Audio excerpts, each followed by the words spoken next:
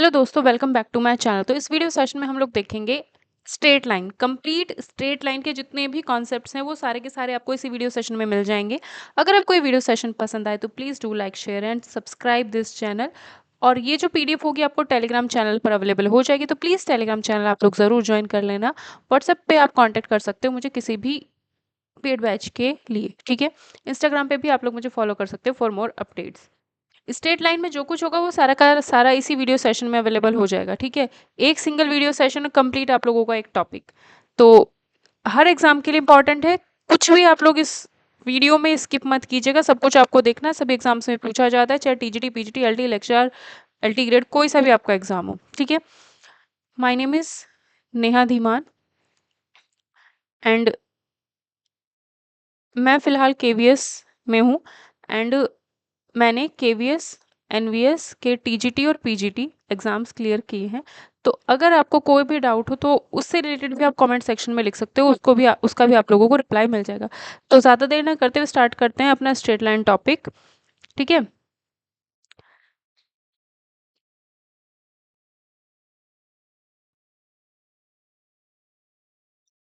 Straight line topic बहुत ही easy है, ठीक है। सब मैं आपको इसमें जो इंपॉर्टेंट चीज़ें होंगी सिर्फ वही यहाँ पर कराऊंगी, मतलब इंपॉर्टेंट इंपॉर्टेंट कॉन्सेप्ट्स, लेकिन छूटेगा कोई कॉन्सेप्ट नहीं। ये भी ध्यान रखना कि ये नहीं कि कुछ छूट जाएगा, ऐसा भी कुछ नहीं होने वाला है, ठीक है। ठीक है, सबसे पहला जो एक लाइन, मतलब जो जो इंपॉर्टेंट होंगे वो भी समझाऊंगे, जो कॉन्सेप्ट्स होंगे वो भी आप लोगों को इसमें पता चल जाएंगे। स्ट्रेट लाइन में बात करें तो एक थ्योरम की बात करते हैं जो आपसे एमसीक्यू में पूछी जा सकती है। थ्योरम क्या है? Every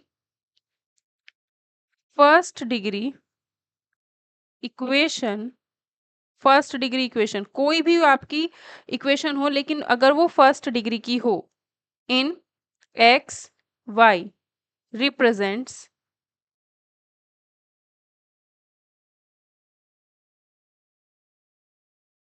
straight line. ये आपको लाइन ध्यान रखनी है क्योंकि एक नंबर के एमसीक्यू में आपसे ये पूछी जा सकती है किसी भी एग्जाम में कि A X plus B Y equal to zero, ये A X plus B Y plus C equal to zero, ये एक लाइन की इक्वेशन आप लोगों को दी गई है। यहाँ पर कहा गया है कि एक्स वाई में है ये, तो देखा जा सकता है एक्स वाई में ही है, ठीक है। दो वेरिएबल में होगी, एक्स और वाई दो वेरिएबल होंगी उसमें होगी। दूसरी बात, फर्स्ट डिग्री यानी एक्स और वाई की जो पावर है वो आपको वन ही मिलेगी, एक्स की पावर वाई की पावर वन ही मिलेगी, ठीक है। तो A X plus B Y plus C equal to zero, ये एक स्ट्रेट लाइन की इक्वेशन होती है, फर्स्ट डिग्री की होती है, आपको ध्यान रखना है, ठीक है। तो आप कभी भी आपको ऐसी इस टाइप की कोई भी लाइन दी जाएगी तो आपको समझ जाना है कि ये जो दी गई है भाई, ये हमें एक स्ट्रेट लाइन की इक्वेशन दी गई है जिस जहाँ पर सी, ए और बी, ए बी सी जो होंगे वो कोई भी रियल नंबर्स हो सकते हैं, ठीक है। ए बी सी जो होंगे वो कोई भी रियल नंबर्स हो सकते हैं, ठीक है। इसके बाद कभी कभी इसमें ना हमको, जैसे हमारे पास एक पॉइंट पी है, जैसे एक पॉइंट पी है x1 y1, एक पॉइंट q है x2 y2, ये दो पॉइंट है। इन दोनों पॉइंट को अगर मैं ऐड करूंगी, ज्वाइन करूंगी, तो मेरे पास एक स्ट्रेट लाइन बनेगी। तो ये स्ट्रेट लाइन की जितनी भी लंबाई है यानी जो लेंथ है वो अगर हमें निकालनी हो तो उसकी वैल्यू क्या होती है? पी क्यू हो जाएगा हमारा under root x2 minus x1 का whole square plus y2 minus y1 का होल स्क्वायर, ठीक है। तो कभी भी दो पॉइंट अगर दिए गए हैं उनके बीच की डिस्टेंस निकालनी है, यानी स्ट्रेट लाइन जो भी इन दोनों पॉइंट से बन रही है उसकी लेंथ निकालनी है, तो आपको ये फॉर्मूला अप्लाई करना है, P Q equal to X two minus X one plus Y two minus Y one का होल स्क्वायर, ठीक है। इसके बाद बात करते हैं हम स्लोप की। स्लोप या फिर हम इसको ग्रेडियंट भी बोलते हैं, स्लोप या फिर अगर हम ग्रेडियंट की बात करें तो इसका मतलब क्या होता है? स्लोप या ग्रेडियंट की अगर हम लोग बात करें तो ये होता है हमारा, जैसे वाई एक्सिस है, एक्स एक्सिस, ये एक्स एक्सिस होती है, वाई एक्सिस होती है। अगर कोई भी लाइन ऐसे जाए, ठीक है, अगर हमारे पास कोई भी एक लाइन है, ये ब्लैक वाली एक लाइन है और इसकी मुझे स्लोप निकालनी है, तो स्लोप क्या होती है? एम से डिनोट करते हैं, M equal to tan theta, M is equal to tan theta, ठीक है। अब थीटा क्या है? थीटा का मतलब है वो लाइन जिसकी आप स्लोप निकाल रहे हो और जो ये एक्सिस है, एक्स एक्सिस, उसके बीच में जो भी एंगल बनेगा। लेकिन ये याद रखना कि इस पॉइंट पर अगर कट कर रहा है, इस पॉइंट पर अगर यहाँ पर कट कर रहा है, तो इस पॉइंट से राइट साइड में, पॉजिटिव डायरेक्शन होनी चाहिए। इस पॉइंट से राइट साइड में पॉजिटिव होगा और इस पॉइंट से लेफ्ट साइड में हमेशा नेगेटिव होगा। ठीक है, तो इसलिए बोलते हैं कि इसलिए बोलते हैं कि tangent of an angle of the angle, और वो जो एंगल होगा, अलाइन मेक्स, ये जो लाइन है वो बना रही है किसके साथ, positive direction of X axis के साथ। तो यानी एक्स साइड पॉजिटिव साइड में होना चाहिए, इस पॉइंट से पॉजिटिव साइड में, positive direction of X axis के साथ होना चाहिए और एंटी क्लॉकवाइज सेंस में होना चाहिए। मतलब ऐसे आप काउंट करोगे हमेशा एंगल को, ऐसे नहीं देखना है कभी भी, ऐसे देखना है एंगल को। ऐसे ऐसे जब भी हम एंगल को देखते हैं तो हमेशा पॉजिटिव एंगल होता है। ठीक है, तो टेन थीटा जब हम इस तरीके से निकाल देते हैं तो वो हमारा स्लोप या फिर ग्रेडियंट कहलाता है।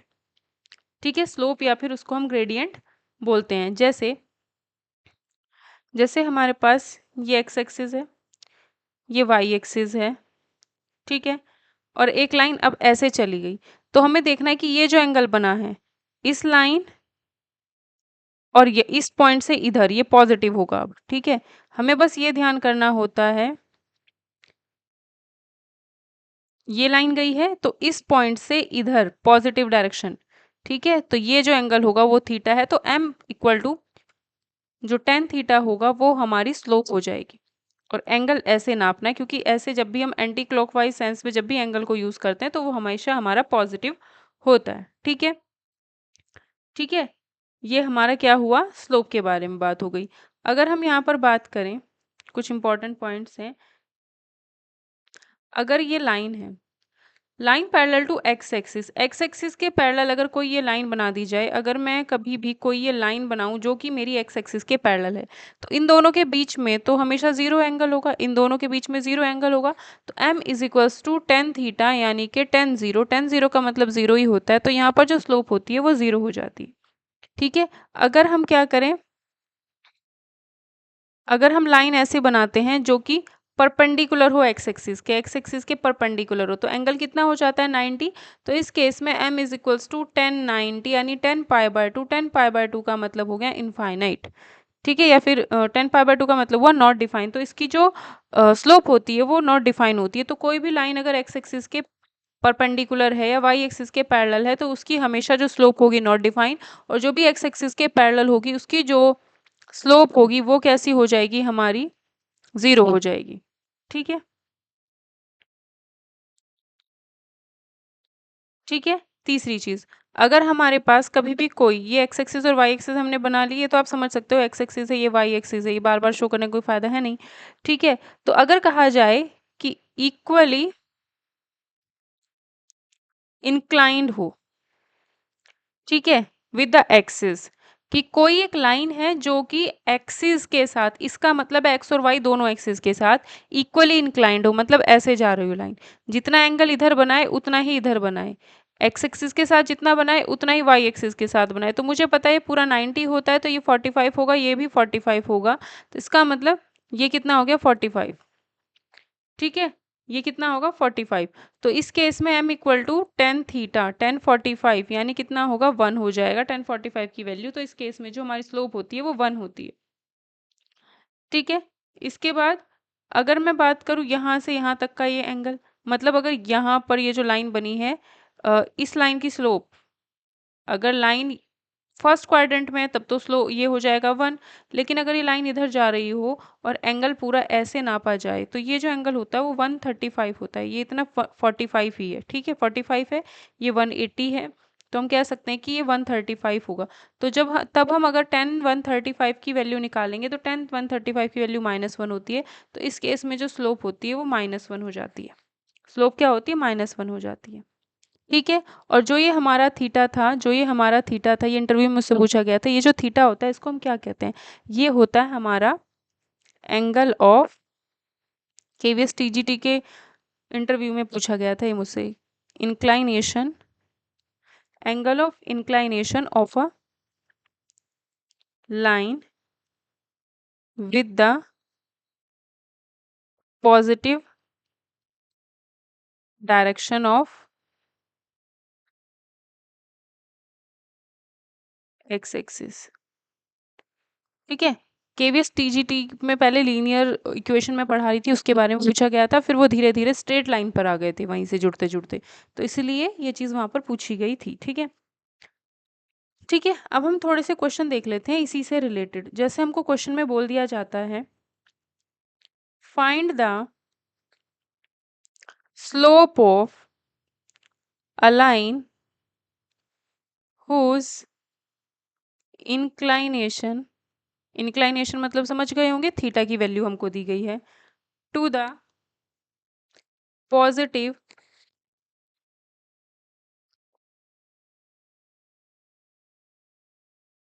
Direction of X axis in anti clockwise sense is 60 degree, 0 degree, 150 and 120। ये चार क्वेश्चन आपको दे दिए हैं।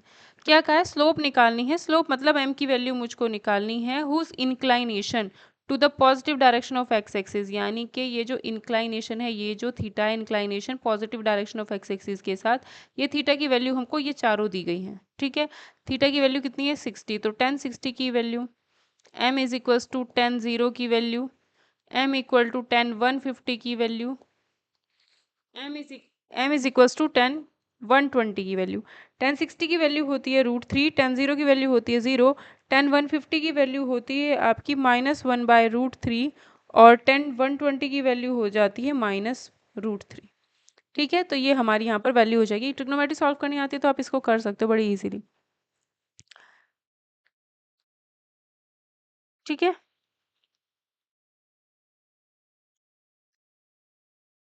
अब देखो, अगर कभी भी जैसे P और Q दो पॉइंट्स हमको दिए गए हैं, x1 y1 x2 y2, दो पॉइंट्स हमको दे दिए गए हैं। ठीक है, अब बोल रहा है इसकी स्लोप निकालो।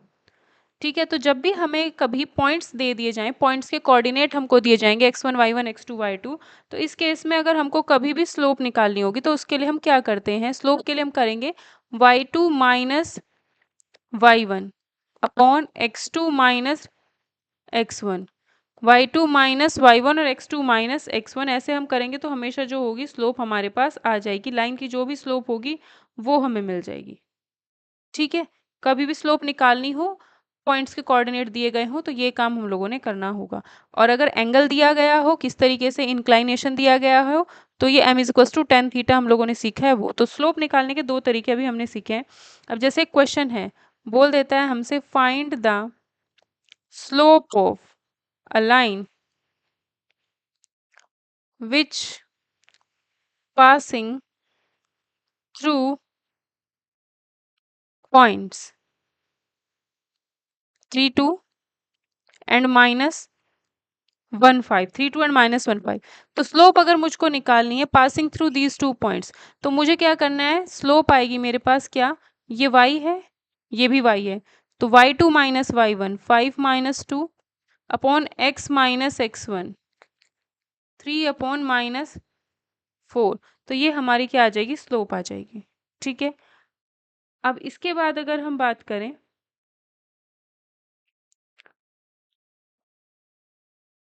एक सेक्शन फॉर्मूले के बारे में बात कर लेते हैं। ठीक है, या एक second, angle between two lines देख लेते हैं पहले हम लोग, जो चीज़ चल रही है उसको पढ़। एंगल बिटवीन टू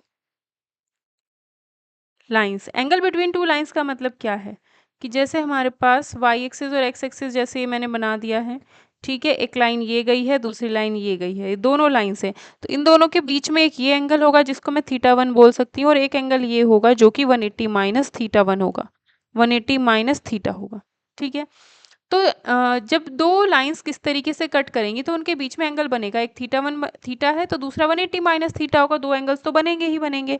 तो इसको चाहे तो हम ऐसा भी कर सकते हैं कि हमारे पास जो फॉर्मूला होगा वो होगा tan theta is equals to m2 minus m1 upon 1 plus m1 m2। m1 m2 क्या है? m1 इस लाइन की स्लोप है, m2 इस लाइन की स्लोप है, दोनों की स्लोप अलग अलग पता होनी चाहिए। दोनों लाइंस की अगर हमको स्लोप पता है तो हम ये एंगल निकाल सकते हैं जो कि दोनों लाइंस के बीच में बना हुआ होगा। अब मान लो ये 30 आया है तो ये वाला एंगल कितना हो जाएगा? 120 हो जाएगा, वो माइनस करके निकाल सकते हैं।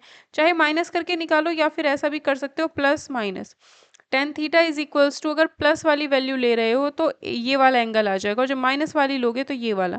तो इतना झंझट में पढ़ना ही क्यों है, प्लस माइनस के चक्कर में झंझट में पढ़ना ही नहीं है। Tan theta is equals to ये करके हम सॉल्व करेंगे, थीटा की जो भी वैल्यू आएगी 180 माइनस थीटा करेंगे तो दूसरा एंगल भी जो होगा हमारे पास आ जाएगा। ठीक है, जैसे क्वेश्चन है, if A -2 1, B 2 3, C -2 -4, R 3 points, find the angle between BA and BC। ठीक है, तो एक लाइन ये बनाई ए बी, एक लाइन ये है बी सी। ठीक है, अभी जैसे भी होगा बी सी ऐसे बना दिया, तो ए बी और बी सी के बीच में जो भी एंगल बन रखा होगा वो मुझको निकालना है। ठीक है, ये हमारे पास -2 1 है, ये 2 3 दिया गया है, ये -2 -4 दिया गया है। तो एंगल निकालने के लिए पहले मुझे स्लोप पता होनी चाहिए।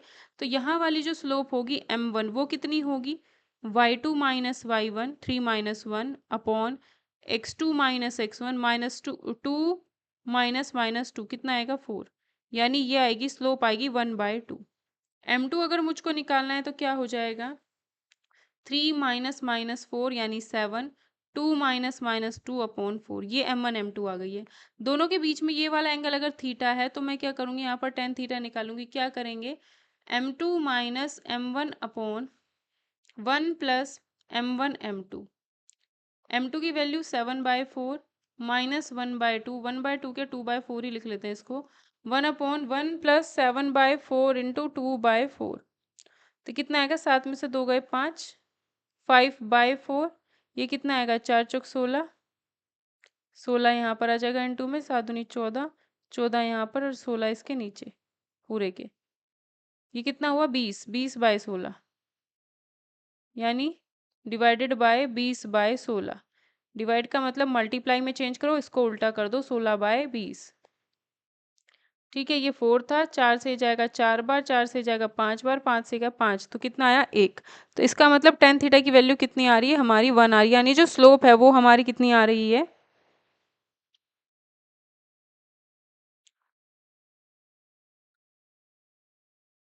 कुछ गड़बड़ हुई कहीं, अरे यार,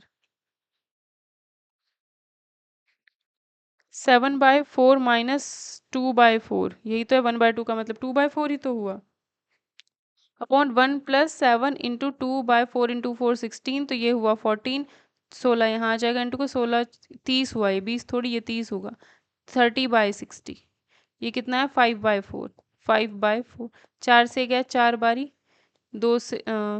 5 से गया 6 बारी, तो 4/6, 4/6 मतलब 2/3। टेन थीटा की जो वैल्यू आई है 2/3 आ गई है, थीटा की वैल्यू कितनी आ जाएगी यहाँ से हमारे पास, tan इनवर्स 2/3। तो जो हमारा एंगल होगा वो कितना होगा, tan इनवर्स 2/3, या फिर इसको 180 में से माइनस कर दो, वो भी हमारा एंगल यहाँ पर हो जाएगा। ठीक है, इसके बाद condition of parallelism of lines, अगर दो लाइंस पैरेलल हो तो क्या कंडीशन होगी, अगर दो लाइंस परपेंडिकुलर हो तब क्या कंडीशन होती है। ठीक है, पहले लाइन की स्लोप m1, दूसरे लाइन की स्लोप m2, पहले लाइन की स्लोप m1, दूसरे लाइन की स्लोप m2। जब दोनों पैरेलल होती हैं तो उस केस में क्या होता है, ये दोनों जो स्लोप होती हैं बराबर हो जाती हैं, लेकिन जब परपेंडिकुलर हो जाती है तो दोनों का जो मल्टीप्लिकेशन हो जाता है वो -1 हो जाता है। जब दोनों परपेंडिकुलर होती है तो इनका जो मल्टीप्लिकेशन होता है वो हमारा -1 हो जाता है। ठीक है, अब जैसे क्वेश्चन है एक, क्वेश्चन है determine x so that the line passing through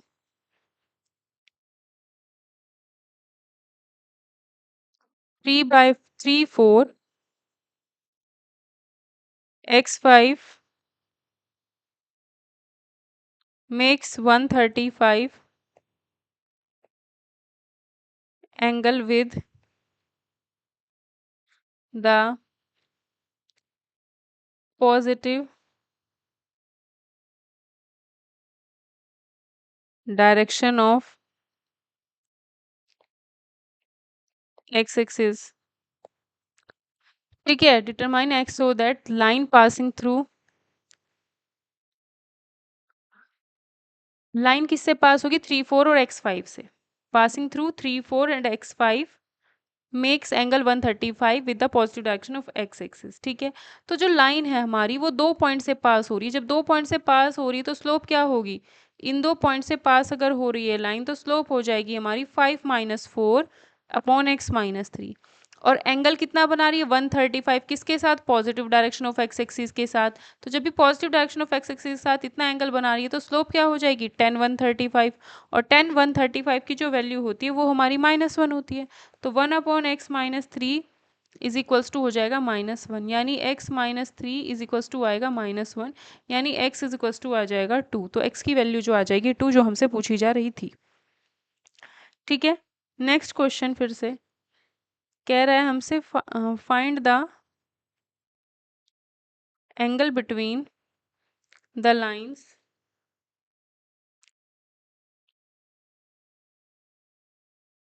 joining the points 0 0 2 3 and the points 2 - 2 3 5। Find the angle between the lines joining the points. Points क्या क्या हैं, अगर इसे नंबर लाइन, अगर इसे हम ऐसे लाइंस पे बनाएं तो 0 0 2 3 कहीं यहाँ होगा, एक्स एक्सिस पे 2, वाई एक्सिस पे -2, ये होगा, ये तीनों पॉइंट्स होंगे। तो एंगल बिटवीन द लाइंस, ठीक है, ये 3 के 4 पॉइंट्स हैं, 3 5 भी है, एक्सिस पे 3 5, एक्सिस पे 3 5 यहाँ होगा कहीं। ये चारों पॉइंट्स हैं एंगल बिटवीन द लाइंस। ठीक है, ये चारों पॉइंट्स हैं angle between the lines joining the point 0 0 2 3 and 2 -2 and 3 5। ठीक है, ये तो ऐसे लग रहे होंगे जैसे पैरेलल है, लेकिन इसको मैं थोड़ा सा इधर बनाऊं तो इनको मैं एक्सटेंड करूंगी तो इन दोनों के बीच में कहीं ना कहीं एंगल बन रहा होगा। ठीक है, तो कौन कौन से बोले हैं इसने, पहला इसने बोला है 0 0 2 3, इन दोनों के बीच में, तो इस दोनों की स्लोप क्या होगी, m1 हो जाएगी 3 -0/2 - 0। दूसरा पॉइंट है, दूसरे पॉइंट्स हैं ये, अगर मैं इनकी स्लोप निकालूं तो क्या हो जाएगी, m2 हो जाएगी 5 - -2/3 - 2, यानी 1। ये दूसरी स्लोप, एंगल बिटवीन इन दोनों के बीच में जो भी एंगल है वो निकालना है, तो एंगल क्या होगा, tan theta is equals to m2 - m1/1 + m1 m2।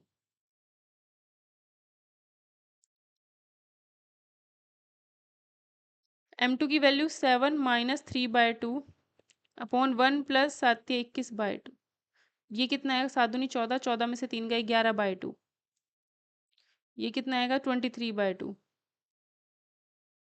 2 से 2 कैंसिल, तो कितना आएगा, थीटा की वैल्यू आ जाएगी हमारे पास, tan थीटा आएगा 11/23। यहाँ से कोई एग्जैक्ट वैल्यू तो थीटा की हम निकाल नहीं पा रहे हैं कि एक थीटा है तो दूसरा 180 माइनस थीटा हो जाएगा, ऐसे तो हम नहीं कर पा रहे, तो इसलिए हम यहाँ पर प्लस माइनस लगा के चलते हैं, प्लस माइनस लगा करके चलते हैं, क्योंकि यहाँ पर हमारे पास tan थीटा की वैल्यू इतनी आएगी।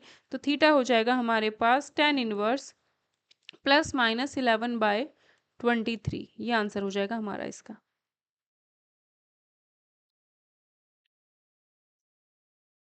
ठीक है, नेक्स्ट क्वेश्चन अगर हम देखें, क्वेश्चन में बोला जा रहा है ए पॉइंट है 6 4 एंड बी पॉइंट है 2 12, 2 पॉइंट्स हैं ये, फाइंड द, अभी हम सिर्फ स्लोप सीख रहे हैं, find the slope of a line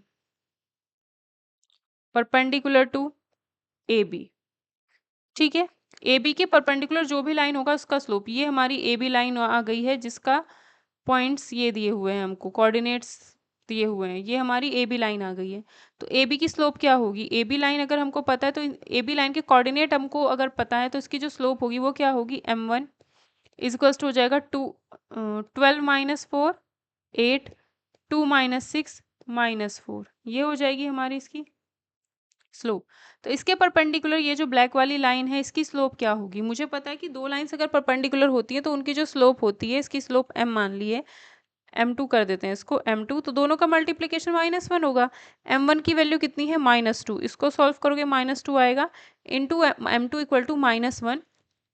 m2 की जो वैल्यू आ जाएगी 1/2 आ जाएगी। तो जो परपेंडिकुलर लाइन है उसकी जो स्लोप आएगी वो हमारी कितनी आएगी? 1/2।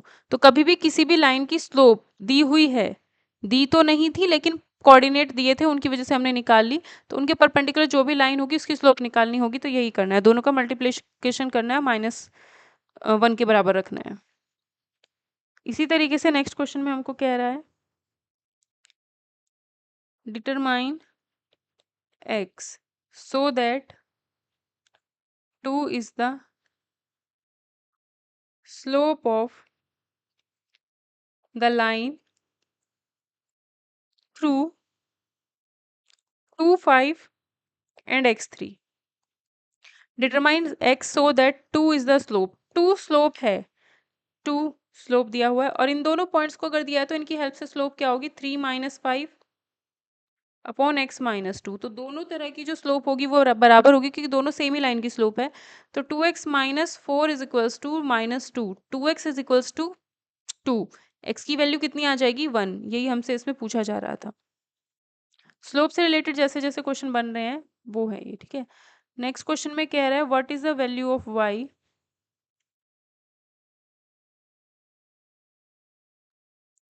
so that the line through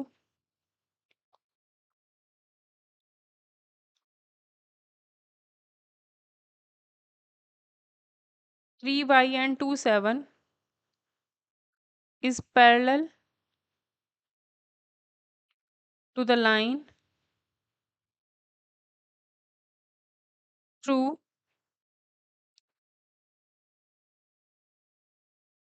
and 0, 6. What is the value of y if the line, इन दोनों से जाने वाली जो भी लाइन है वो इन दोनों से जाने वाली लाइन के पैरेलल है। जब दोनों लाइंस पैरेलल होती है तो उस केस में तो स्लोप बराबर हो जाती है, उस केस में हमारी जो स्लोप होती है वो बराबर हो जाती है। तो इन दोनों से जाने वाली जो भी लाइन है उसकी स्लोप क्या होगी?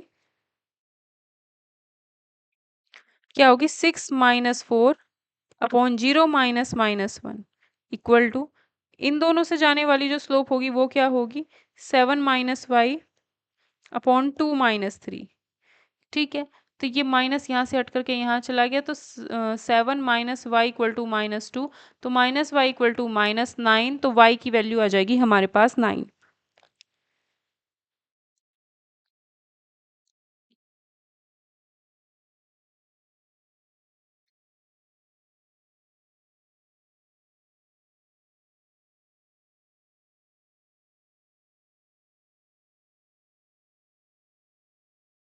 Next question,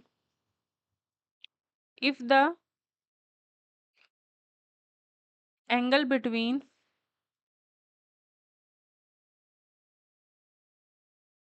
to lines is π/4 and slope of one of the line 1/2, find the slope of the other line. Angle between two lines, दो लाइंस के बीच का जो एंगल है यानी थीटा जो इंक्लाइनेशन है वो π/4 है।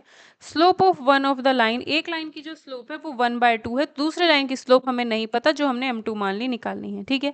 अब हमें पता है कि tan थीटा यानी स्लोप की जो वैल्यू होती है दोनों लाइंस के बीच में अगर एंगल थीटा है तो tan थीटा की वैल्यू होती है m2 - m1 upon 1 + m1 m2, ठीक है। ये होती है हमारे पास, ठीक। और यहाँ पर मोड होता है, जो एक्चुअल फॉर्मूला होता है उसमें मोड होता है, या फिर मोड को हटा करके आप लिख सकते हो प्लस माइनस होता है, या फिर ये भी सब कुछ नहीं लिखना चाहते हो तो बस ये याद रखना है कि थीटा की जो भी वैल्यू आएगी उसको 180 में से भी माइनस करना है ताकि दो एंगल्स हमको पता रहें, ठीक है। तो ये प्लस माइनस इसके सामने मैंने लगा दिया क्योंकि मुझे पता है यहाँ दो वैल्यूज होंगी, ठीक है। थीटा की वैल्यू π/4 10 पाई/4 45, 10 45 होता है, यानी इसकी वैल्यू 1 है, तो ये 1 मैं 1 के पास लगा देती हूँ, प्लस माइनस चाहे इधर लगाओ चाहे इधर लगा दो, वो कोई दिक्कत करेगा नहीं। m2 की वैल्यू आपको नहीं पता है, उसको मैंने स्मॉल m कर दिया, और m1 की वैल्यू 1/2 है, तो यहाँ पर आ जाएगा 1/2 m/2। ठीक है, तो एक बार मैं क्या करती हूँ, प्लस 1 लेकर के सॉल्व कर लेती हूँ। प्लस 1 लेकर के अगर मैं सॉल्व करती हूँ तो क्या आएगा, 1 + m/2 m-1/2, तो इधर आएगा m/2 3/2, तो m की वैल्यू आ जाएगी 3। जब मैं -1 लेकर के सॉल्व करती हूँ तो -1 is equals to m-1/2 1 + m/2, तो ये आएगा -1 - m/2। ठीक है, तो 3/2 इक्वल टू -1 + 1/2, यानी ये आएगा -1/2 3m/2।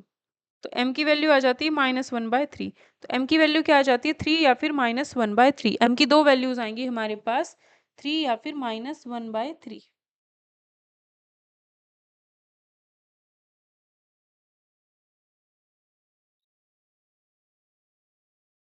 3 या फिर -1/3।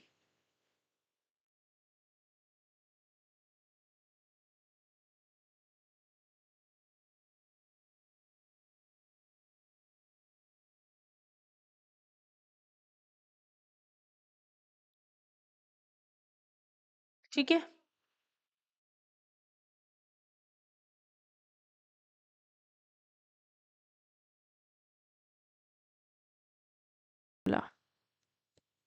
Section formula. ठीक है, सेक्शन फॉर्मूला पढ़ लेते हैं हम थोड़ा सा पहले। सेक्शन फॉर्मूले में क्या होता है, जैसे एक पॉइंट है x1 y1, ठीक है, दूसरा पॉइंट है हमारा x2 y2। इन दोनों को अगर मिला दिया और एक तीसरी लाइन कोई आई, एक सेकेंड, ये तीसरी लाइन कोई आई, इसको कट करके चली गई, कट करके जैसे ही गई वो m/n में इसको बांट करके चली गई है। ठीक है, m/n में इसको बांट करके अगर वो चली गई है, तो ये जो p पॉइंट है बीच में, इसके कोऑर्डिनेट x और y की वैल्यू क्या होगी, ये अगर हमको बताना है तो क्या होगा। ठीक है, इसके कोऑर्डिनेट x और y की जो वैल्यू होगी वो क्या होगी, ये अगर हमको बताना है तो क्या होगा, कैसे होता है, तो x और y की जो वैल्यू हो जाएगी वो हो जाएगी हमारी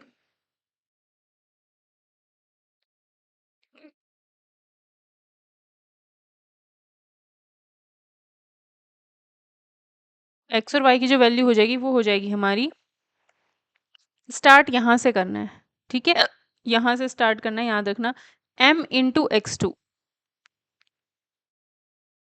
n into x1 plus n into x1 upon m plus n, ऐसे ही m into y2 plus n into y1 upon m plus n। ठीक है, m into x2 n into x1, फिर m into y2 n into y1, नीचे m plus n। ये तब है जब हमारे पास हो इंटरनल डिवीजन। इंटरनल डिवीजन अगर हमारे पास होगा तो उस केस में हमेशा यहाँ पर इस फॉर्मूले में प्लस यूज करना है। लेकिन जैसे ही हमारे पास एक्सटर्नल डिवीजन अगर क्वेश्चन में बोल दिया जाएगा, क्वेश्चन में अगर कह दिया जाए कि एक्सटर्नल डिवीजन है, तो उस केस में यहाँ पर फिर माइनस यूज करना है, हमको प्लस नहीं माइनस यूज करना है। और ये जो रेशो है, किसी भी क्वेश्चन में अगर रेशो निकालने के लिए बोला जाता है तो ये रेशो अगर पॉजिटिव आता है तो इसका मतलब इंटरनल डिवीजन है, और अगर माइनस आता है तो इसका मतलब एक्सटर्नल डिवीजन है। ठीक है, इसका मतलब क्या होगा, एक्सटर्नल डिवीजन होगा। ठीक है, ये ध्यान रखना है।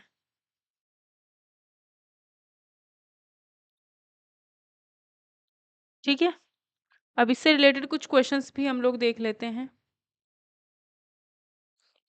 हिचकी आ रही हैं भैया, कौन याद कर रहा है। ठीक है, जैसे हमको क्वेश्चन दिया है, find the coordinates of points on the line joining the point 3 minus 4 and q minus 2 5, that is twice as far p as from q. Find the coordinate of the point on the line. इस line पर point है joining the point P Q से बन रहे हैं ये, ठीक है, that is twice as far from P as far from Q. ठीक है, इसका मतलब ये बोल रहा है कि बीच में कहीं ना कहीं कोई पॉइंट आर है, that is twice as far from P as from Q. Q के कंपैरिजन में पी से जो है वो डबल दूरी पर है। ठीक है, क्या कह रहा है ये कि क्यू के यहाँ पर अगर मैं आर बनाती हूँ कोई पॉइंट, तो ये जो आर नया पॉइंट है ये पी के क्यू के कंपैरिजन में पी से डबल दूरी पर है। मतलब पी आर अगर 2 है तो आर क्यू 1 है, तो ये डिस्टेंस अगर 1 है तो ये वाली डिस्टेंस हमारी 2 होगी, ये इसमें बोला जा रहा है। ठीक है, तो हमें आर के कोऑर्डिनेट निकालने हैं। आर के कोऑर्डिनेट निकालने के लिए क्या करेंगे हम लोग, एक्स वाई मान लिया इसको, तो एक्स और वाई की जो वैल्यू होगी वो होगी हमारी 2 into -2 plus 1 into 3 upon 2 plus 1, 2 into 5 plus 1 into -4 upon 2 plus 1। ठीक है, तो ये आएगा -1 अपॉन 3 और ये आएगा 6 अपॉन 3 यानी 2। ठीक है, तो -1/3 और y की वैल्यू आ जाएगी मेरे पास 2। ठीक, यही हमसे इसमें पूछा जा रहा था। ठीक है, ये तब था जब हमने प्लस यूज किया था, यानी इंटरनली डिवीजन अगर हमसे कहा जा रहा था तो हम ये इसमें वैल्यू हमारे पास ये आती। लेकिन अगर यहाँ पर वो बोल दिया जाता कि जो आर है वो एक्सटर्नली डिवाइड कर रहा हो, ठीक है, अगर आपसे कहा जाए कि आर हमारे पास एक्सटर्नली डिवाइड करता है, तो उस केस में यहाँ पर जो हमने बनाया था ये क्या करना था, 2 इंटू -2 माइनस लगाना है, फिर बीच में 1 इंटू -1 इंटू 3 और 2 into -2 into 5 plus 1 into -4 upon 2 -1 2 -1। ठीक है, तो ये कितना आएगा, -4 -3 यानी -7/1 और ये कितना आएगा 10 -4 यानी +6/1। कितना आएगा 10 + 4, ये आएगा हमारा 14। तो उस केस में एक्सटर्नल डिवीजन के केस में -7 14 आ जाएगा ये। ठीक है, अब इससे रिलेटेड क्वेश्चन हमारे पास ज़्यादातर जो आते हैं कुछ इस टाइप के आते हैं, जैसे अब हम करेंगे। बोल रहा है determine the ratio in which the line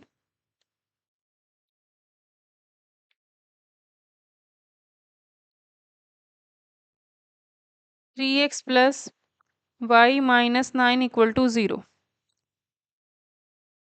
divides the segment joining the points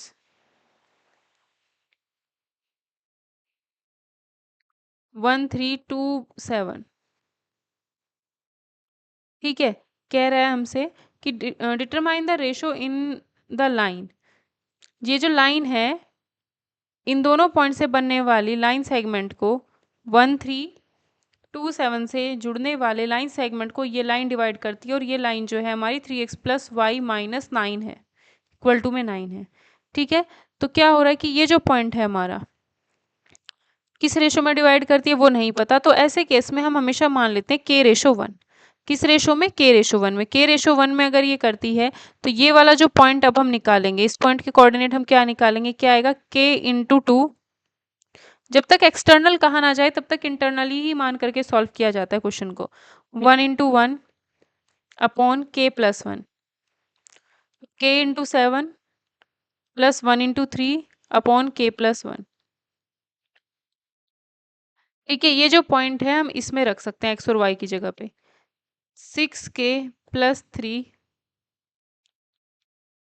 upon k+1 plus y की वैल्यू 7k+3 अपॉन k+1। ये इसमें क्यों रखा, क्योंकि ये जो पॉइंट है ये इस वाली लाइन पर भी है, ये पॉइंट इस वाली लाइन पर भी है, तो इसलिए इस पे रख दिया इसको। ठीक है,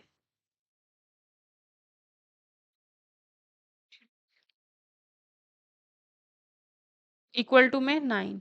तो ये k+1 नीचे से हटा दें, ये k+1 इधर आ जाएगा तो 9k+9 हो जाएगा। तो 6 और 6 12 13, 13 में से 9 गए 4k, 3 और 3 6, 6 जाएंगे 9 में से, तो कितना बचेगा 3। तो k की जो वैल्यू आ जाएगी 3/4 आ जाएगी। तो रेशो हमारा हो जाएगा k/1, यानी 3/4 ही आएगा रेशो हमारा। तो यही यहाँ पर हो जाएगा हमारा आंसर कि किस रेशो में डिवाइड करता है, 3/4 के रेशो में डिवाइड करता है इंटरनली। ऐसे ही क्वेश्चन दिया है, if the points, if the coordinates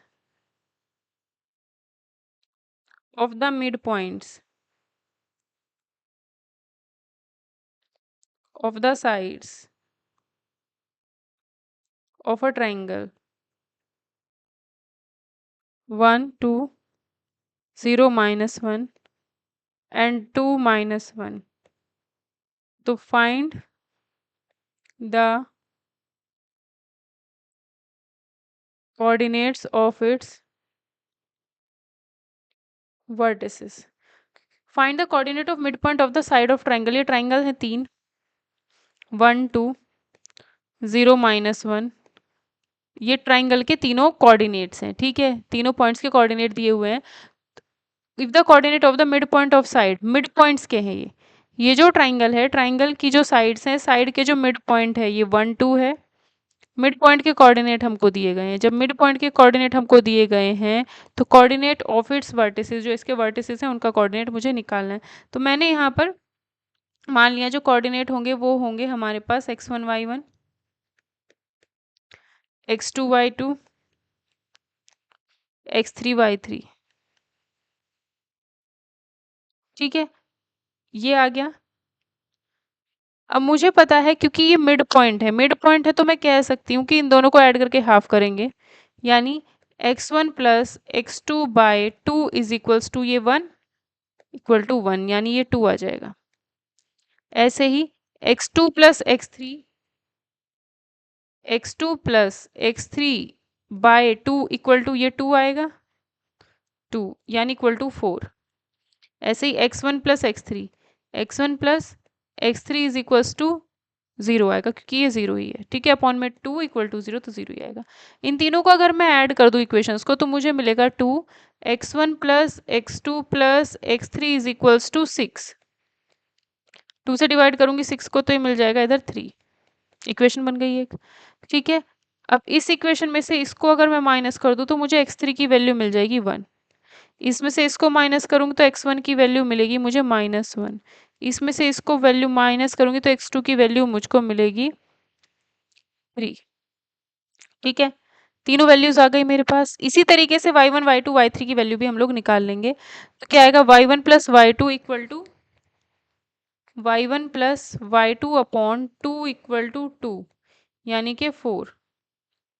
y2 plus y3 equal to upon 2 equal to -1 -2। y1 plus y3 equal to -2। तीनों को अगर ऐड कर दूंगी तो मेरे पास वैल्यू मिलेगी 2y1 plus y2 plus y3 is equals to 0। तो y1 plus y2 plus y3 की वैल्यू 0, इसमें से इसको माइनस करेंगे तो y3 की वैल्यू आएगी -4। ऐसे ही y2 की वैल्यू अगर मैं निकालना चाहूँ, इसमें से इसको माइनस करेंगे तो 2। y1 की वैल्यू निकालना चाहे तो इसमें से इसको माइनस करेंगे, ये y1 की वैल्यू आई है, इसमें से इसको माइनस करेंगे तो y2 की वैल्यू भी कितनी आएगी जी, इतनी ही आ जाएगी 2। ठीक है, तो ये हमारे पास अब x1 y1 कितना हो जाएगा, x1 y1 हो जाएगा -1 2, x2 y2 हो जाएगा हमारे पास 3 2, x3 y3 हो जाएगा 1 -4। तो ये इसका आंसर हो जाएगा। फाइनली क्वेश्चन एग्जाम में पूछा जाता है। ठीक है, ये एग्जाम में क्वेश्चन पूछा जाता है। तीनों कोऑर्डिनेट्स के वर्टिसेस हमारे पास आ गए। अब इसी से रिलेटेड कुछ और चीज़ है थोड़ी सी, वो भी हमसे एग्जाम में पूछ लेते हैं। सेंट्रॉइड, सेंट्रॉइड का मतलब क्या होता है? ज्योमेट्री वाले सेक्शन में, केवीएस टीजीटी वाले में पूरे में पढ़ाया हुआ है कि अगर हमारे पास कोई एक ट्राइंगल है, इसके तीन वर्टिसेस हैं, x1 y1 x2 y2 x3 y3, ये तीन वर्टिसेस हैं इसके। तो ये अगर इसका सेंट्रॉइड है तो इस सेंट्रॉइड के जो कोऑर्डिनेट हो जाते हैं वो हो जाते हैं x1 plus x2 plus x3 by 3, y1 plus y2 plus y3 by 3, ये इसके कोऑर्डिनेट हो जाते हैं। ठीक है, इसी तरीके से अगर हमसे इन सेंटर के कोऑर्डिनेट पूछे जाएं कि अगर हमारे पास कोई ट्राइंगल है, इन सेंटर की अगर हमसे कभी भी कोऑर्डिनेट पूछ लिए जाएं तो ये कॉन्सेप्ट हम यूज़ करते हैं। ए हमारा x1 y1, बी हमारा x2 y2, सी हमारा x3 y3, ये है। ठीक है, तो ए के सामने स्मॉल ए साइड, बी के सामने स्मॉल बी साइड, सी के सामने स्मॉल सी साइड। तो इन सेंटर के जो कोऑर्डिनेट होते हैं वो होते हैं हमारे A x1 plus B x2 plus C x3 upon A plus B plus C. और y की जो वैल्यू होती है ए y1, बस इसी में x की जगह पे y कर दो, A y1 plus B y2 plus C y3 upon A plus B plus C, ये इसका आंसर हो जाएगा। ठीक है,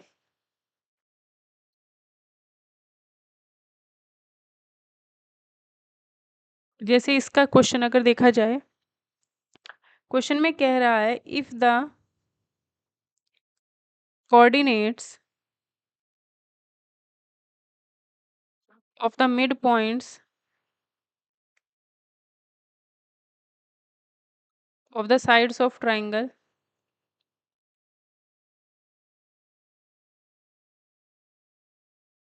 आर 1 1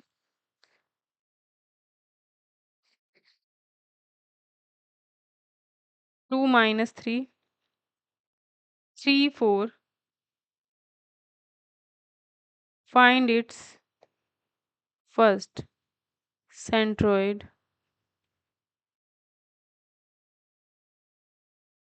second in center। ठीक है, तो coordinate of mid point of sides दिए हुए हैं। यहाँ पर हमें जो कोऑर्डिनेट दिए ना वो मिड पॉइंट्स के दिए हैं, वर्टिसेस के नहीं दिए हैं, मिड पॉइंट्स के कोऑर्डिनेट दिए हैं। तो जब मिड पॉइंट के कोऑर्डिनेट दिए हैं तो पहले तो हमें इन वर्टिसेस के कोऑर्डिनेट्स निकालने पड़ेंगे। उसके लिए हम वही सेम चीज़ अप्लाई करेंगे जो अभी हमने की थी कि ये अगर हमारा x1 y1 है, ये x2 y2 है, ये x3 y3 है। ठीक है, तो हम कह सकते हैं x1 plus x2 upon 2 equal to कितना आएगा, ये वाली वैल्यू 1 यानी equal to 2। x2 plus x3 is equals to कितना आएगा, x2 plus x3 equal to आएगा 3 6। x3 plus x1, x3 plus x1 का हाफ करेंगे तो ये 2 वैल्यू मिलेगी यानी इक्वल टू 4। ठीक है, अब ऐसे ही y1 plus y2, y1 plus y2 का हाफ करेंगे तब जा करके मिलेगा ये वाला 1, तो इधर आ जाएगा 2। y2 प्लस y3, अगर इसकी वैल्यू निकालें y2 प्लस y3, तो y2 प्लस y3 आएगा ये 4 का double 8, y3 plus y1 by 2 आएगा हमारे पास -3 यानी ये आएगा -6। अभी इसको सॉल्व कर लेते हैं, इन तीनों को ऐड कर लेते हैं, कितना आएगा x1 plus x2 plus x3 का डबल आएगा इक्वल टू में 6 और 4 10 10 2 12 12 का आधा 6। ऐसे यहाँ पर आएगा y1 plus y2 plus y3, तीनों को ऐड करके सॉल्व करोगे तो वैल्यू आ जाएगी 8 और 10 10 में से 6 गए 4 4 का आधा 2। ठीक है, अब इसमें से ये माइनस करो तो क्या मिलेगा, इसमें से पहले ये माइनस करते हैं, ये माइनस करने पर x1 की वैल्यू मिलेगी 0, इसमें से ये माइनस करने पर x2 की वैल्यू मिलेगी 2, इसमें से फर्स्ट इक्वेशन माइनस करने पर मिलेगी x3 की वैल्यू 4, इसमें से ये माइनस करेंगे, इसमें से ये माइनस करते हैं तो मिलेगा y1 कितना -6, फिर इसमें से ये माइनस करते हैं तो कितना मिलेगा, y2 मिलेगा 8। ऐसे ही y3 मिलेगा, इसमें से ये माइनस करने पर 0। तो x1 y1 0 -6, x1 y1 जो आए हैं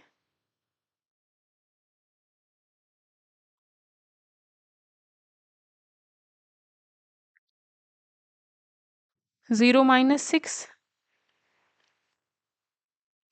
x2 y2 आया है हमारे पास 2 8, x3 y3 आया है 4 0। ठीक है, ये तीनों आ गए हैं।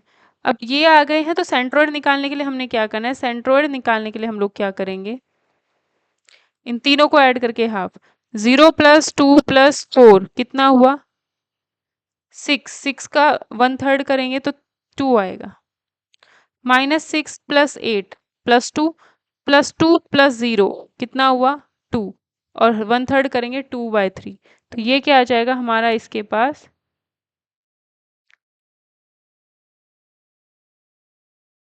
सेंट्रोइड के कोऑर्डिनेट हमारे पास ये आएंगे। ठीक है,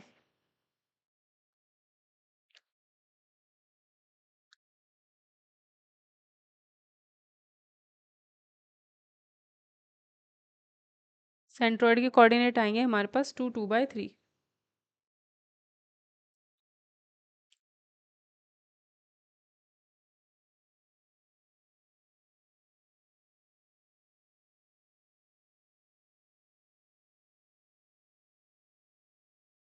इसके बाद हमसे बोला जा रहा है क्या, कि हमें ये भी निकालना है, इन सेंटर भी निकालना है। इन सेंटर निकालने के लिए देख लेना, क्वेश्चन एग्जाम में ज़्यादातर इन सेंटर का नहीं पूछा जाता, इन सेंटर निकालने के लिए ज़्यादातर नहीं पूछा जाता है। ठीक है, लेकिन इन सेंटर निकालने के लिए हम लोग क्या करेंगे वो आपको आना ज़रूरी है, तो वो देख लेते हैं हम यहाँ पर कैसे करेंगे। इन सेंटर के लिए हम लोग क्या करते हैं, पहले ये वाले डिस्टेंस निकालते हैं। ये डिस्टेंस कितनी है, √4 - 2 का होल स्क्वायर, 0 - 8 का होल स्क्वायर, 0 - 8 का होल स्क्वायर, ये कितना आएगा, √4 + 64 यानी कि 68, तो ये आएगा √68। ठीक है, ये वाली वैल्यू इतनी आई। ये वाली डिस्टेंस निकालते हैं कितनी आएगी, 4 - 0 का होल स्क्वायर प्लस 0 - -6 इसका स्क्वायर, √100 मतलब 10। इन दोनों के बीच का डिस्टेंस 2 - 0 का होल स्क्वायर प्लस 8 + 6 14 का स्क्वायर, 4 + 14 का स्क्वायर होता है 196, 196 मतलब 200, 200 का हो गया ये 10√2, तो ये हो जाएगा 10√2। ठीक है, इसे लिख सकते हैं 2 3 जा 6 2 4 जा 8, 17 दूनी 34, 17 चौक 68, तो ये आएगा 2√17।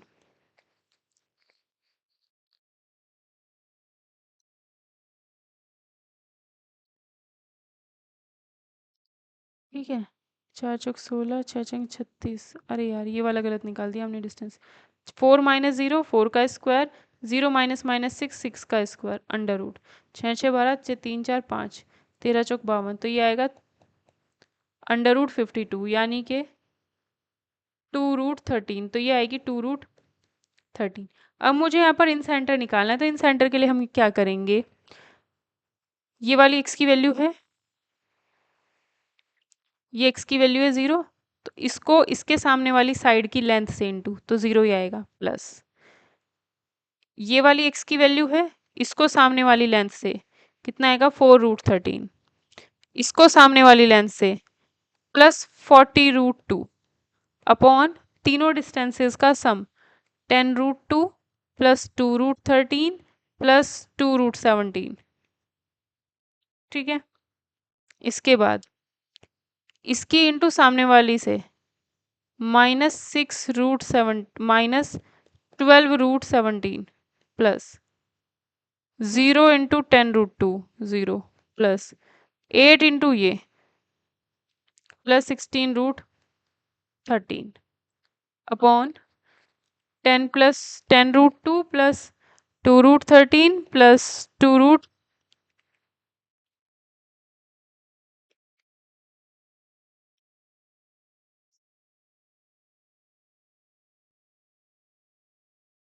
ठीक है, ये आ जाएगा हमारे पास। तो ये जो आएगा, अभी ज़ीरो हटा दो, ये ज़ीरो का क्या काम, ये जो वैल्यू आएगी ये हमारी आ जाती है यहाँ पर इन सेंटर। ठीक है, इसमें से 2 कॉमन लेकर के कट जाएगा, इसमें से 2 कॉमन लेकर के कट जाएगा, तो ये पूरा हमारे पास आएगा इन सेंटर। ठीक है, तो ये हमारा इसका यहाँ पर आंसर हो जाएगा।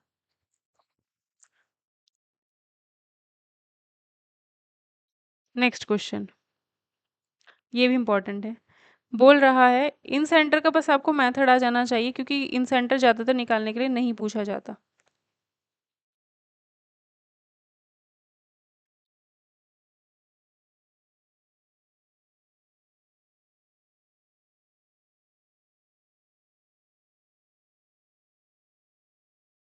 इस क्वेश्चन में ऑलरेडी हमको सेंट्रोइड दिया है, तो फाइंड द थर्ड वर्टेक्स हमसे बोला जा रहा है, क्या होगा? Find the third vertex. एक ट्रायंगल है जिसके दो वर्टिसेस हमको दिए हैं 3 - 5 -7 4, और तीसरा वर्टेक्स एक्स वाई हमने खुद मान लिया, और बोला जा रहा है इसका जो सेंट्रोइड है वो इतना है। तो मुझे पता है सेंट्रोइड है, तो क्या करना है, 3 + x + -7/3 = 2। इन तीनों को ऐड करके 3 से डिवाइड करके 2 आएगा, क्योंकि 2 सेंट्रोइड में x की वैल्यू है। ऐसे ही -5 + 4 -5 + 4 + y/3 = ये जो -1 है। ठीक है, ये 3 यहाँ से हटाए तो ये -3 हो जाएगा, तो y की वैल्यू यहाँ से आएगी हमारे पास -1 + -3, तो y की वैल्यू आएगी -2। ऐसे ही 3 से 6 हो गया यहाँ पर, ये कितना आएगा -4, तो यहाँ पे लिखो -4, x की वैल्यू आ जाएगी 10। तो जो सेंट्रोइड होगा वो होगा 10 - 2, x और y की जो वैल्यूज हैं उसके हिसाब से 10 - 2 यहाँ पर सेंट्रोइड हो जाएगा।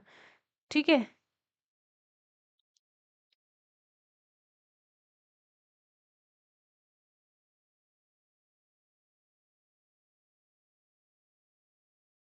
ठीक है। अब इसके बाद कुछ क्वेश्चन हमारे पास लोकस से रिलेटेड भी हैं, जो कि एग्जाम में पूछ भी लिए जाते हैं, लोकस से रिलेटेड ना कुछ क्वेश्चंस। तो देखते हैं। पहले क्वेश्चन में हमको बोल रहा है the sum of the squares of the distances of a moving point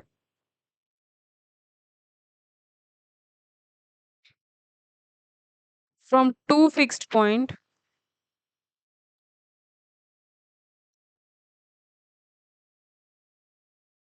a0 and -a0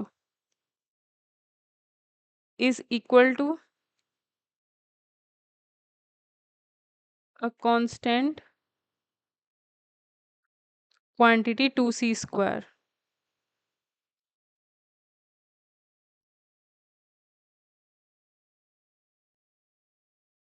Find the equation to its locus. Find the equation to its locus. Locus के से रिलेटेड भी कुछ क्वेश्चन एग्जाम में पूछे जाते हैं, तो वो देख लेते हैं। Sum of square of distance of a moving point, कोई चलता हुआ मूविंग पॉइंट है, उसकी डिस्टेंस है इन दो पॉइंट से। तो एक पॉइंट है एक्स वाई, ये मूविंग पॉइंट हो गया, इसकी डिस्टेंस a0 से और इसी की ही डिस्टेंस -a0 से, इन दो फिक्स्ड पॉइंट से इस मूविंग पॉइंट p की जो डिस्टेंस है उनके स्क्वायर्स का सम। तो पहले ये वाली डिस्टेंस निकालते हैं, कितनी आएगी, √x - a का होल स्क्वायर प्लस y - 0 का होल स्क्वायर, यानी ये आएगा y²। ठीक, इस डिस्टेंस का स्क्वायर, इसका स्क्वायर करूंगी तो रूट हट जाएगा, प्लस ऐसे ही x minus minus A, x plus a का होल स्क्वायर प्लस y - 0 तो y²। ये डिस्टेंस है, इसका स्क्वायर करूंगी तो रूट हट जाएगा। इन दोनों डिस्टेंसेस के स्क्वायर्स का सम ठीक है, कितना दिया है, is equal to a constant, जो कांस्टेंट है 2c²। तो ये दिया है हमको 2c² के बराबर, तो यहाँ से लोकस पूछा जा रहा है। ठीक है, तो ये x - a, इसको हम कुछ और मान लेते हैं, एच के मान लेते हैं। वैसे करने के लिए हमें, क्योंकि लोकस निकालना है तो इसको एक्स वाई ही रखो, तो आपका आंसर एक्स वाई में ही चलेगा। x² + a² - 2ax + y² plus x square plus a square plus 2ax plus y square equal to 2c square. ठीक है, तो एक्स स्क्वायर प्लस एक्स, ये डबल हो गए 2x स्क्वायर,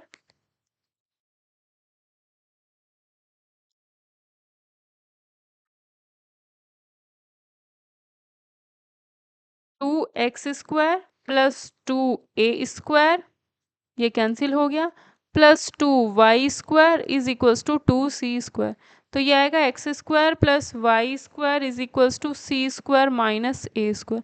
तो ये हमारा लोकस हो जाएगा। ये क्वेश्चन एग्जाम में पूछ ले जाते हैं कभी कभी लोकस के बारे में। जैसे अगला क्वेश्चन है, find the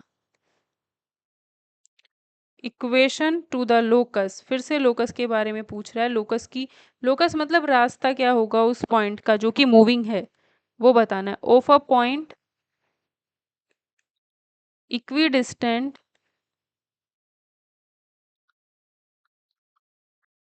from the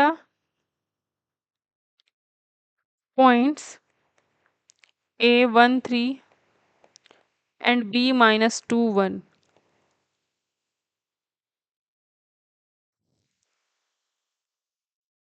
Find the equation to the locus of a point equidistant from the points A and B।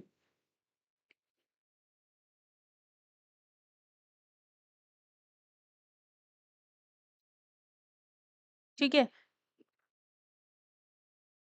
Find the equation of a locus. तो वो जो पॉइंट है उसके कोऑर्डिनेट एक्स वाई मान लिए, और वो पॉइंट इन दो पॉइंट से, ये ए पॉइंट हो गया, ये बी पॉइंट हो गया। इसके कोऑर्डिनेट 1 3 है, इसके कोऑर्डिनेट -2 1 है। इन दोनों से इक्वी डिस्टेंट है, मतलब जितनी दूरी ये है इतनी दूरी ये है। तो इन दोनों के बीच की जो ये डिस्टेंस होगी वो क्या हो जाएगी हमारी, इन दोनों के बीच की डिस्टेंस हो जाएगी x-1 का होल स्क्वायर प्लस y-3 का होल स्क्वायर और अंडर रूट। ठीक है, ऐसे ही इन दोनों पॉइंट के बीच की डिस्टेंस हो जाएगी x-2 का होल स्क्वायर प्लस y-1 का whole square.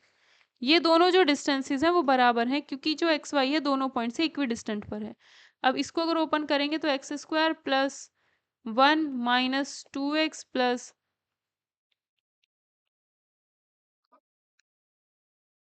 Y square -6x plus 9 equal to x square plus 4x plus y square -2x plus 1। ठीक है, तो ये एक्स स्क्वायर वाई स्क्वायर तो कैंसिल हो गए, 1 भी ये कैंसिल हो गया, 2x भी कैंसिल हो गया। क्या बचा है, -6x -4x -10x -9 plus 4 5 equal to 0। तो x की वैल्यू जो आ जाएगी यहाँ से 2 आ जाएगी हमारे पास।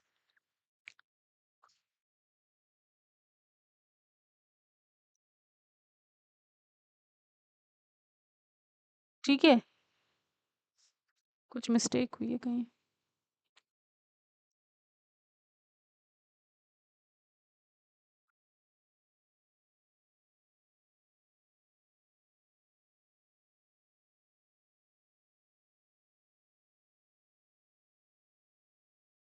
y-3 ही आएगा। ठीक है, -6, ओहो यहाँ y आना था। ठीक है, तो ये सॉल्व नहीं होगा अब। -6y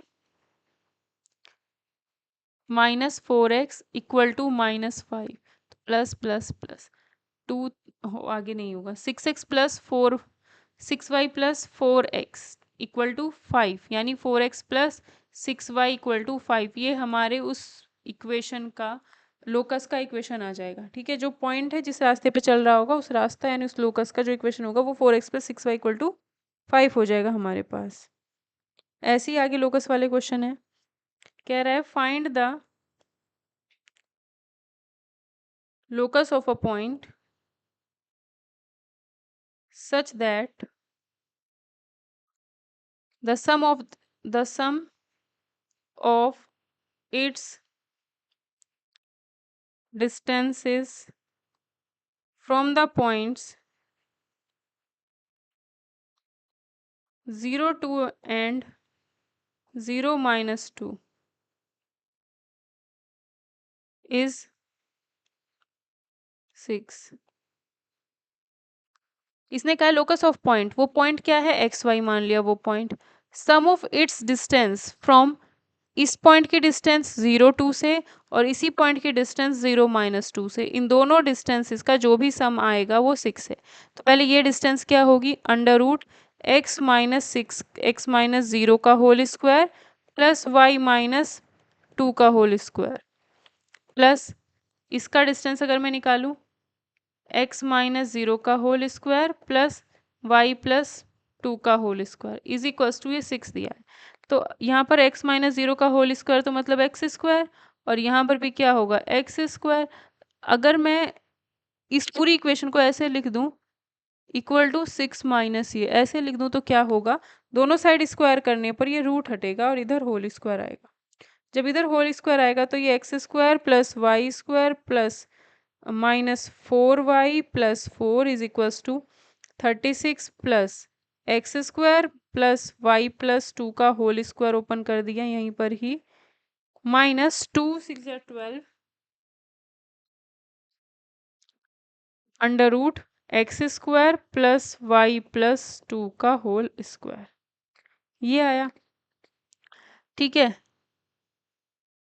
ठीक, x square y square cancel हो गए, 4 कैंसिल हो गया, -4y, ये 4y कितना हुआ, -8y plus -36 is equals to -12 under root x square plus y square plus 4+4y। अब जैसे ही दोनों साइड, पहले तो ये माइनस कॉमन लेकर के कट गया, ठीक है, जैसे ही दोनों साइड अगर स्क्वायर करेंगे तो क्या होगा, ये 4 से कट सकता है, 4 2 8, 4 9 36, 4 3 12। जैसे ही दोनों साइड स्क्वायर करेंगे तो इसका होल स्क्वायर आ जाएगा और यहाँ पर 3 का स्क्वायर 9 हो जाएगा और इसका होल स्क्वायर बन जाएगा फिर से। ठीक है, अगर हम इसको सॉल्व करेंगे तो हमारे पास आएगा 4y² प्लस 9 का स्क्वायर 81, 9 × 36, 36y+81 इक्वल टू 9 का स्क्वायर 81। ठीक है, अब ये 4 टर्म्स हो गई हैं, x square plus y square, इसको ऐसे ही रहने दो, y+2 का होल स्क्वायर। ठीक है, ये स्क्वायर थोड़ी आएगा, यहाँ पे आएगा y² प्लस 4y+4। ठीक है, अंडर रूट था तो उसका स्क्वायर हुआ इसलिए वो हट जाएगा, ये आएगा 9 स्क्वायर करने के बाद आया था तो 9x² plus 9y² plus 36y plus 9 × 36। ठीक है, तो 4y² और 9y² इधर कह सकती हूँ 5y²। ठीक है, 36y से 36y चला गया, ये आएगा हमारे पास 9x² plus 5y² equal to 5, 7 में से 5 3 गए 4, 45। तो 9x² plus 5y² equal to 45 इसका करेक्ट आंसर हमारा आ जाएगा। तो ये हमारा क्या हो जाएगा, लोकस। ठीक है, इसी तरीके से लोकस के कुछ और क्वेश्चन, जैसे हमको बोल दिया जाए find the locus of point, locus के क्वेश्चन एग्जाम में पूछ लेते हैं, locus of point so that the join of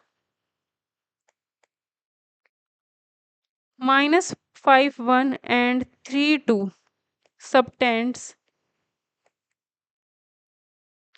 a right angle at the moving point, moving point, find the locus of a point so that the join, इन दोनों का जो join है, इन दोनों का जो भी जॉइन है सबटेंड करता है right angle of the moving point पर।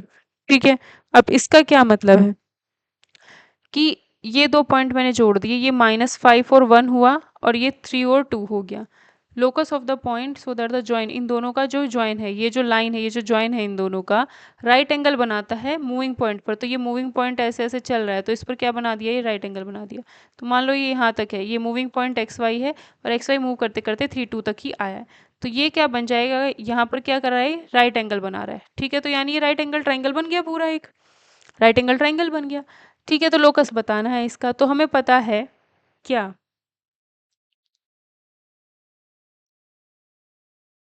ये हमने P पॉइंट मान लिया, ये A मान लिया और ये B मान लिया है।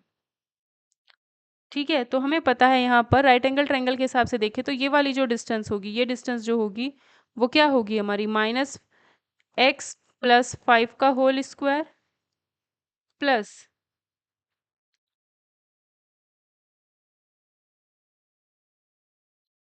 एक सेकेंड ना, ABCD कुछ नहीं मान रहे, हमें इसमें पता है कि ये वाली जो डिस्टेंस होगी,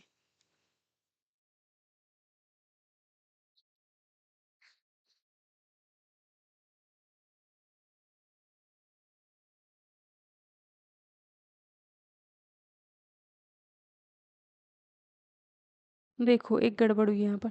इसने कहा subtended right angle at moving point, moving point पर राइट एंगल बनना चाहिए, तो इस पॉइंट पर राइट एंगल बना, ये मूविंग थोड़ी है। तो मूविंग पॉइंट पर अगर राइट एंगल बन रहा है तो एक्स वाई यहाँ होना चाहिए, क्योंकि ये हमारा मूविंग पॉइंट है। तो मूविंग पॉइंट पर राइट एंगल बन गया। ठीक है, तो ये जो तीसरा पॉइंट है वो ये है। ठीक, अब यहाँ पर क्या है, मुझे पता है कि इसमें पाइथागोरस थ्योरम लगेगी कि इन दोनों के बीच की जो डिस्टेंस है -5 -3 का स्क्वायर +1 -2 का square under root equal to कितना आएगा, x+5 का होल स्क्वायर +y-1 का whole square plus x minus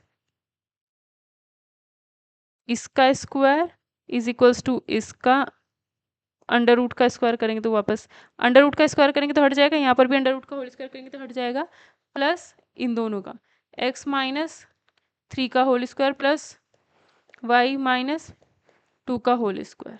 ठीक है, तो सॉल्व करने पर कितना आएगा, -8 का स्क्वायर 64, -1 का स्क्वायर तो ये 65 हो गया, equal to x² plus 25 plus 10 x plus y² plus 1 -2y plus x² plus 9 -6x plus y² plus 4y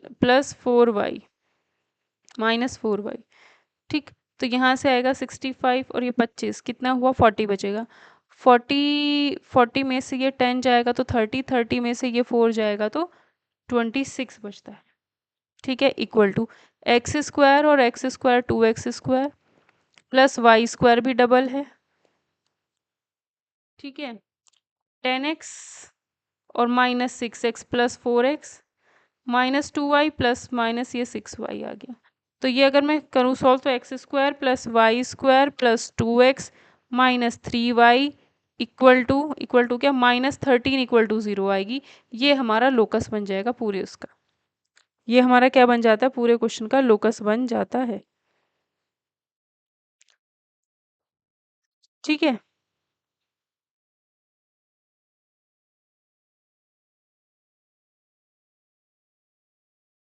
ये हो गए हमारे कुछ इंपॉर्टेंट क्वेश्चन जो कि हमने किससे रिलेटेड करे हैं, लोकस से रिलेटेड कर लिए हैं। ठीक है।